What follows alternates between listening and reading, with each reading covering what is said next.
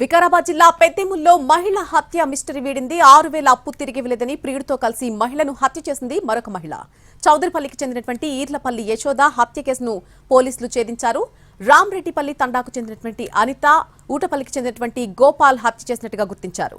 నిందితులను పట్టుకున్న పోలీసులు రిమాండ్కు తరలించారు. అనిత, గోపాల్ మధ్య కొంతకాలంగా వివాహేతర సంబంధం కొనసాగుతోంది.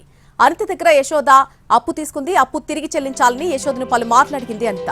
డబ్బులు తిరిగి ఇవ్వకపోవడంతో యశోద హత్యకు ప్రియుడు గోపాల్తో కలిసి ప్లాన్ చేసింది. హత్య చేసి యశోద ఒంటిపై ఉన్నటువంటి బంగారాన్ని కాజేయాలని కుట్ర పన్నింది.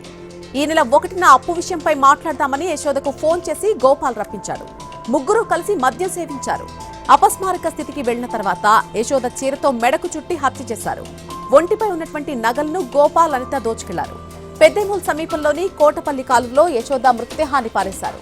ఎవరూ గుర్తుపట్టకుండా ఉండేందుకు ముఖంపై పెట్రోల్ పోసి నిప్పంటించారు. నిందితుల దగ్గర నుంచి బంగారు నల్లపూసలు, 2 ముక్కు పుడకలు, వెండి కడియాలు స్వాధీనం చేసుకున్నారు పోలీసులు.